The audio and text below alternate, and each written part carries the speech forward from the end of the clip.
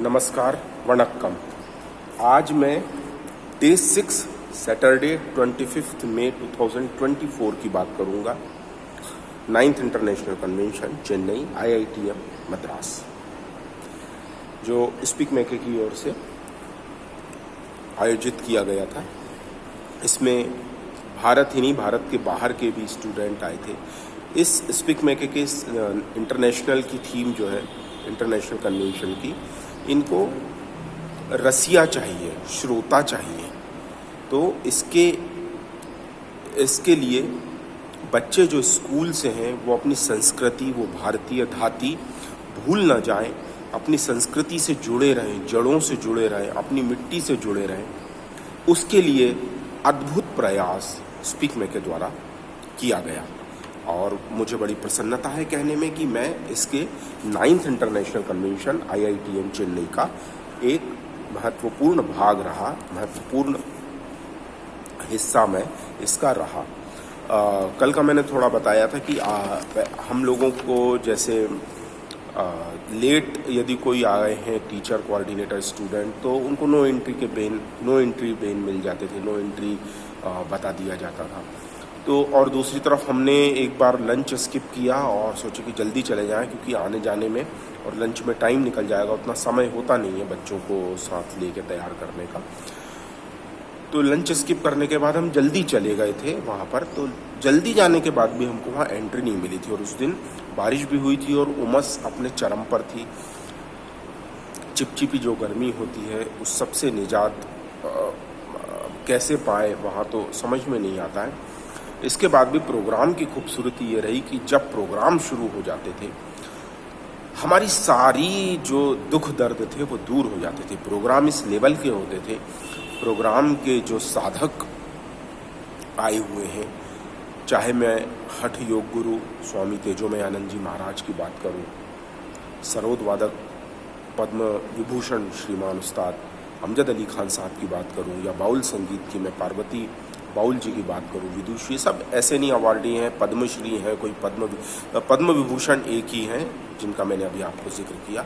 पद्मश्री या NSA awardee तो आपको यहाँ पर इससे नीचे तो कोई कलाकार यहाँ मिले ही नहीं है। इतना लेवल हायर था कि वहाँ बैठना ही ऐसा लगता था कि हमारे कान जो है वो पवित्र हो गए हैं। अब मैं आपको 6 डे था सैटरडे, इसकी खासियत ये थी कि आज शाम की जो कॉन्सर्ट होने वाली थी वो 6 की जगह 8:30 बजे होने वाली थी और 6 से 9 बजे जो ख़त्म हो जाती थी, 9:30 बजे जो ख़त्म हो जाती थी, वो अगले दिन सुबह 6 बजे तक चलने वाली थी। और जो विधिवत जो आज हमारा सेशन था वो आज ही अंतिम दिन था। कल हमें महाबलीपुरम यानी जो टूर का दिन था वो करना था। तो आज का आखिरी दिन होने वाला है कैंपस में। सुबह वही हुआ है नॉर्मली, जो कि अब इतने रूटीन में वो दिक्कत नहीं आ रही थी। 4 to 7 में हमने हठ योग किया। इसमें मैंने आपको ये बताया कि हठ योग में स्वामी तेजोमयानंद जी की ही इंटेंसिव क्लास हम अटेंड कर रहे थे। उसमें हमने योग और सागर मंथन जैसी 2 महत्वपूर्ण चीज़ों को बारीकी से सीखा। यहीं नाद योग, गुरबानी और मेडिटेशन के प्रोग्राम भी थे। उसके बाद श्रमदान का जो एक फॉर्मल अलग से काम नहीं करना था, जैसे कि श्रमदान कहीं होता है अलग से जाके करो। बस आपके आने जाने वाली रास्तों पे अगर आपको कुछ पॉलीथीन, कचरा, लकड़ी, कुछ ऐसी चीज़ दिख जाए तो उसको उठा के आप डस्टबिन में डाल दो, और ज़्यादा है अपने रूम को क्लीन कर लो। तो रूम तो हम लगभग क्लीन रखने की कोशिश करते थे जितना भी हमारे पास समय होता था। 7:15 to 9 AM वही चीज़ है। पर्सनल टाइम है, होलिस्टिक ब्रेकफास्ट है। होलिस्टिक ब्रेकफास्ट में मैंने बताया उपमा होता है, कभी गाजर का हलवा, कभी हलवा, सलाद में गाजर है, ककड़ी है, ये सलाद में रहे। फलों में रहे पपीता, तरबूज और आम का पन्ना भी मिला है और आम का रस भी मिला है। तो ये अलग अलग मेन्यू रहे हैं तीनों के, ब्रेकफास्ट हो, लंच हो, डिनर हो। ठीक है, तो ये इसमें तो कोई ये नहीं है, कोई कमी नहीं रही। बहुत ही अच्छा प्रबंध था। IITM चेन्नई और स्पीक मेके दोनों ही इस मामले में बधाई के पात्र। बहुत ही हाई लेवल की जो मेंटेनेंस थी वो यहाँ पर देखिए। फिर इसके बाद मैं आपको बता रहा हूँ इंटेंसिव 9 to 12। इंटेंसिव में मैं आपको कुछ नोटिशंस बताऊंगा। इंटेंसिव में हमारे पास, जैसे मैंने आपको बताया था कि सागर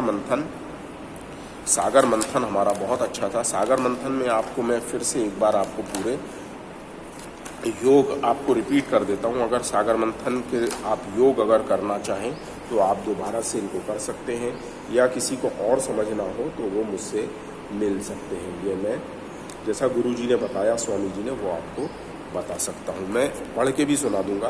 पहला वज्रासन, फिर श्वास छोड़ते हुए मंडूकासन, फिर श्वास लेते हुए वज्रासन, सरल कंधरासन, श्वास छोड़ते हुए सरल कुष्ठासन, सरल कंधरासन, वज्रासन, फिर दोबारा से आएगा वज्रासन, शशांक आसन, शशांक भुजंगासन, दोनों पैरों के बीच गैप यानी रिलैक्स होना है। इसके बाद तिर्यक भुजंगासन, अद्वासन, सरल सलभासन, धनुरासन, फिर 15 नंबर पे फिर रिलैक्स होना है। फिर संतुलन आसन, भुजंगासन, मार्जर्यासन। इसके 2 स्टेप हैं, जो बिल्ली मार्जरी यानी बिल्ली जिस तरह से 2 स्टेप करती है रिलैक्स वाले और शिकार को पकड़ने वाले, वो दोनों आसन यहाँ लगाने हैं। फिर शशांक आसन और वापस से वज्रासन। तो ये पूरे सागर मंथन का निचोड़ है। पूरे हमारी जो इंटेंसिव हठ योग है उसका पूरा, हठ योग इंटेंसिव का पूरा हमारा निचोड़ है सागर मंथन। ये मैं आपको दोबारा से मैंने इसलिए बताया कि इसकी इम्पोर्टेंस मुझे मेरी नज़र में इसकी इम्पोर्टेंस बहुत ज़्यादा है। फिर इसके बाद दोबारा टाइम हो जाता है हमारा होलिस्टिक लंच का और प्रिपरेशन ऑफ प्रेजेंटेशन। यहाँ पर लंच के बाद हमें अपनी प्रेजेंटेशन जो हमने बच्चों के साथ तैयार की थी वो लेके जाना था। जिस तरह से हमने बच्चों को प्रिपेयर किया था वो तो समझ में आ गया था कि उतना समय तो मिल नहीं पाएगा बच्चों को इतना मंच दे सके, क्योंकि 250 पौने 300 स्कूल थे। 5-5 मिनट भी दे तो पूरा दिन निकल जाएगा और इतने बच्चों के साथ उतनी प्रेजेंटेशन तो संभव नहीं थी। तो जो बच्चों के साथ हमने प्रेजेंटेशन बनाई थी, कोलाज बनाया था, उसको हमने दीवारों पे लगवा दिया था वहाँ पर, एसएससी की जो हॉल है वहाँ पर। और लोग जब उसको देखने आए तो लगभग सभी स्कूलों के वहाँ पे प्रिपेयर किए हुए कोलाज प्रेजेंटेशन मिले, सभी को वहाँ पर लोगों ने सराहा। इसके पश्चात हम लोगों की जो गुरुओं से जो सीखा था उसकी प्रेजेंटेशन थी। तो ये हमारी हठ योग की प्रेजेंटेशन, इसका वीडियो बना है, स्वामी जी के पास इसका वीडियो है। अभी अपलोड नहीं हो सका, अपलोड होगा तो मैं अवश्य उसका भी जिक्र करूँगा और उसको भी आप देख सकते हैं। मैं कोशिश करूँगा उसको ग्रुप में डालने की। यहाँ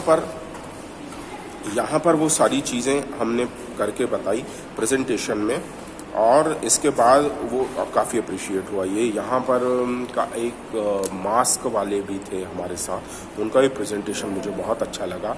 नृत्य था, कथकली, कुचिपुड़ी, भरतनाट्यम, इन सबको विधिवत बताया गया अलग अलग गुरुओं द्वारा, और उनकी बारीकियाँ बताई कि कितनी भावभंगिमा किस में होती है, कितने हाथ जाते हैं, कितने आँखों से उसको कहाँ तक किया जाता है। इतना मैं तो उसका वो नहीं हूँ एक्सपर्ट, तो जितना मुझे समझ में आया मैं आपको बता रहा हूँ। इसके बाद योग निद्रा 4:10 से लेकर 7:30 बजे तक थी। तो इतनी योग निद्रा तो बहुत मुश्किल थी, तो मैंने तो अपना वही 40-45 मिनट का योग निद्रा का कार्यक्रम कर लिया। उसके बाद वहीं बैठना था, रिलैक्स करना था, आराम करना था, ताकि रात के प्रोग्राम के लिए सभी बच्चे और टीचर कोऑर्डिनेटर तैयार हो सकें। फिर होलिस्टिक डिनर हुआ हमारा, जो कि अब उस मेस में लगभग अंतिम ही डिनर था, जो कल से फिर दूसरा प्रोग्राम वहाँ अरेंज होना था। 8:30 बजे फिर हम वहाँ एसएससी हॉल में चले गए, जो कि अब ओवरनाइट का प्रोग्राम होने वाला था। ये भी बहुत ही अच्छा प्रोग्राम हुआ। मैंने आपको शुरू में बताया था, सरोद वादक पद्म विभूषण अवार्डी है उस्ताद श्रीमान अमजद अली खान साहब का सरोद वादन मुझे सबसे उत्तम दर्जे का लगा, अद्भुत लगा। 19 तारों को कैसे 10 उंगलियां 19 तारों को कैसे कंट्रोल करती हैं, नियंत्रित करती है, संचालित करती है, और हर एक तारों से अपना अद्भुत नाद निकल रहा है, उनको कैसा संचालन वो सामने देखने के बाद ही आप अनुभव कर सकते हैं। वो तो एक अद्भुत अनुभूति थी। इसके बाद विदुषी सुधा रघुनाथन जो पद्म भूषण हैं, पद्म भूषण अवार्डी इनका कर्नाटकी वोकल था। विदुषी अश्विनी भिड़े देश पांडे, इनका हिंदुस्तानी वोकल था, ये एसएनए अवार्डी है। श्री मार्गी मधु चाक्याल, एसएनए अवार्डी, इनका कोडियाट्टम था। अंतिम में यहाँ पर भी आते आते थोड़ा सा लेट हो गया था, जो ख़त्म होने का टाइम हो गया था, वहाँ पर उस्ताद वसीफुद्दीन डागर साहब जो पद्मश्री अवार्डी है, उनका ध्रुपद गायन था। ध्रुपद मुझे अच्छा लगा, ध्रुपद थोड़ा सा समझ में आया। जहाँ तक हिंदुस्तानी वोकल है, हिंदुस्तानी क्लासिकल है, तो ये तो समझ में आते हैं। कर्नाटकी क्लासिकल में थोड़ी सी मुश्किल, भाषा की मुश्किल आई और थोड़ा उनका रिदम भी अलग चलता है, सीधे वो एक सुरों पर नहीं आते, थोड़ा सा मींट वगैरह क्या है उनकी बारीकी, उसके साथ वो आते हैं। तो बीच में थोड़ा सा नींद वगैरह का भी, रात भर का प्रोग्राम था तो थोड़ी सी नींद भी आई कुछ प्रोग्रामों में, तो लेकिन ठीक था। रात भर का प्रोग्राम है, उसके बाद इतने देर तक बैठे रहे सारे दर्शक, सारे श्रोता, तो ये अपने में एक अद्भुत ही, इतने सारे कलाकारों को एक साथ देखना अद्भुत रोमांचक ही एक अनुभव होता है। यहाँ पर मैं इस वीडियो को पार्ट जो 4th पार्ट होगा, डे 6 से ही चलिए आप, क्योंकि हम 2 दिन लेट हैं, इसलिए हमारे वीडियो उतने डे वाइज पूरे नहीं मिलेंगे कि डे 6 हो और पार्ट भी 6 हो। तो पार्ट हमारा 4था रहेगा। इसके बाद मैं कल के दिन का वर्णन करूँगा, जो हमारा हेरिटेज टूर का वर्णन रहेगा। नमस्कार।